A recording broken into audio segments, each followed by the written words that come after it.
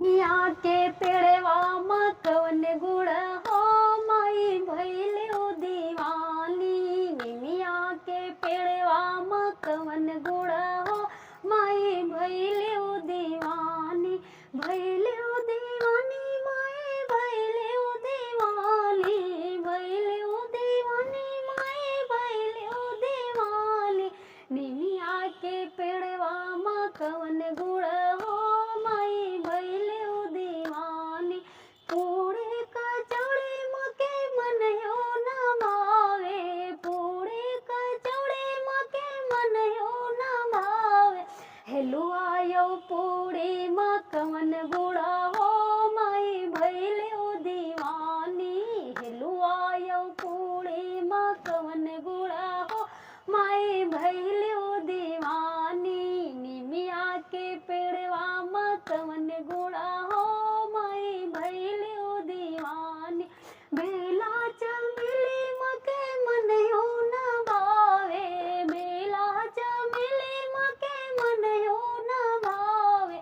अड़हुल के फुलवा में कवन गुड़ा हो माई भइलो दीवानी। अड़हुल के फुलवा में कवन गुड़ा हो माई भइलो दीवानी। निमिया के पेड़वा में कवन गुड़ा हो माई भइलो दीवानी। साड़ी और लहंगा मके मनयो न भावे। साड़ी और लहंगा मके मनयो न भावे। चटकी चुनरिया में कवन गुड़ा हो माई भइलो दीवानी। चटकी चुनरिया में कवन गुड़ा हो माई भइलो दीवानी। निमिया के पतिया में कवन गुण हो माई भइलो दीवानी। भइलो दीवानी माई भइलो दीवानी। भइलो दीवानी माई भइलो दीवानी। निमिया के पेड़वा में कवन गुड़ा हो माई भइलो दीवानी। ओ बिछुआ मके मनयो न भावे। पायल ओ बिछुआ मके मनयो न भावे।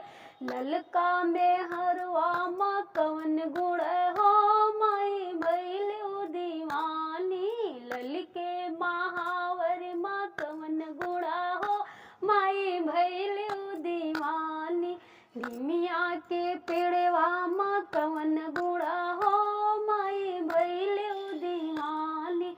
भइलो दीवानी माई भइलो दीवानी। भइलो दीवानी माई भइलो दीवानी। निमिया के पेड़वा में कवन गुड़ा हो माई भइलो दीवानी। निमिया के पेड़वा में कवन गुड़ा हो